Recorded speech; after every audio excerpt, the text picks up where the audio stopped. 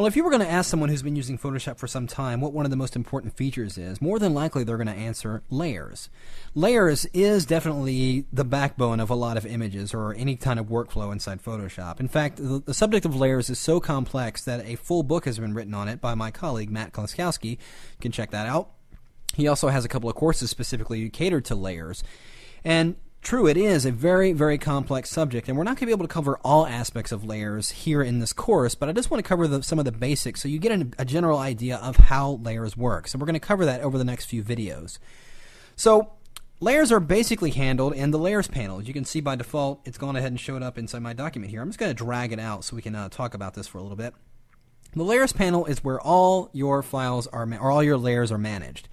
And here's where you can apply all various kinds of effects right inside the Layers panel as well. Now notice when you have a document open inside Photoshop, you have the background layer. And the background layer is by default locked, meaning it cannot support any transparency. To unlock a background layer, you simply double click it right on the icon and you will get this window that says you can name the layer.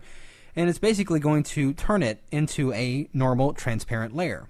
Now I say transparent because if you go in here and erase, in fact, let me undo that. Let's go back to the locked layer. If I were to take my erase tool and just start erasing on this document, it's not really erasing, it's actually filling it with my background color swatch here in my toolbar. In fact, just to give you a better idea, if I flip this around and make black my background swatch and do the same erasing, it does that very thing. However, if we were to unlock the layer, like I said, if I double click on it and click OK, and use that same eraser tool, and I start erasing, you'll see the transparent background of my document. If you remember back in the preferences, this is where you can modify the transparency settings. Right now it's just a checkered gray background. But that is how you unlock the background layer. Now, you generate new layers in several ways. You can generate a new layer by perhaps generating a selection. Like, so let's say I wanted to isolate this box to its own layer without the white background. Well, one quick and easy way I like to do it, especially if the object is against a white background like this, is I'll go and grab that Magic Wand tool and just simply click the background, and you can notice it selects that entire area, and I will go into the Select menu here and go to Inverse. And then I'm just going to go under the Layer menu right here, and again, this is where you're going to find all the various layer settings or adjustments that you can do inside here. But in this case, I want to go under the New menu and we're going to do Layer via Copy, or you can use the keyboard shortcut Command J. And when I do that, notice what happens. It generates a new layer, giving it a Layer 1, does it in a numerical order.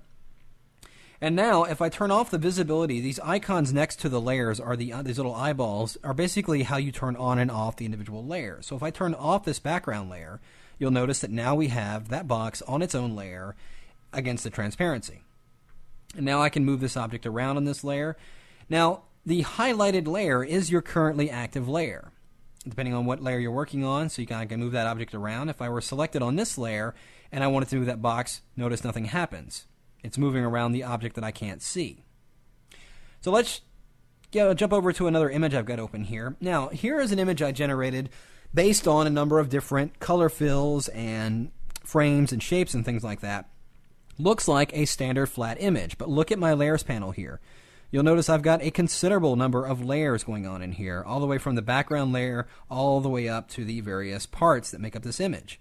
And I can control each of these elements individually. If I highlight a certain layer and grab my Move tool, you can see I can move that object around.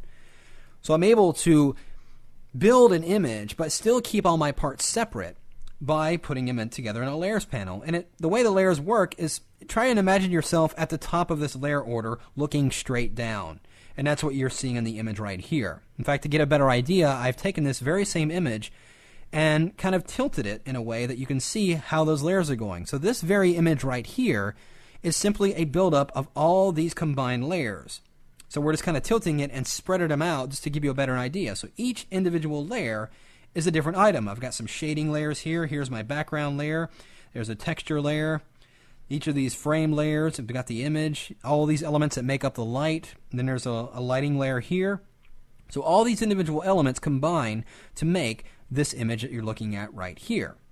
So, giving you an idea of how layers work, let's jump into the next lesson and talk about a couple of different aspects of layers as far as layer effects. You'll notice here in the layers panel, there's a number of things going on here. You got some layers that look like the basic layers we were talking about, but there's some additional items in here. In fact, before we go to the next lesson, I do want to talk about one quick thing.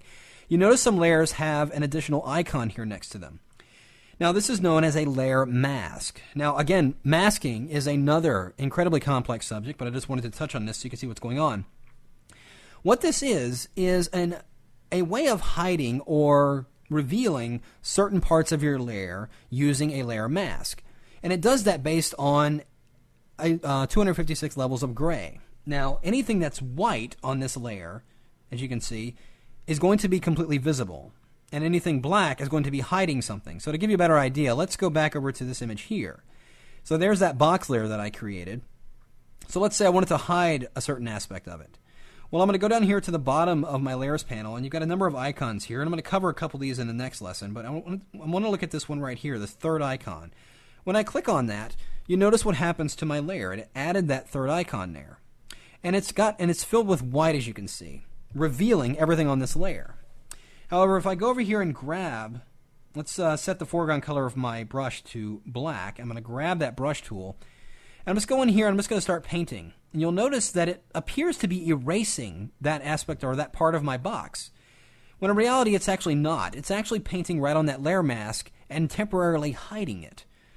So if I hold down my Shift key and click right on that layer mask, you'll notice it gets a red X, which temporarily disables that layer mask, and you'll notice that the box is still there. I haven't erased anything.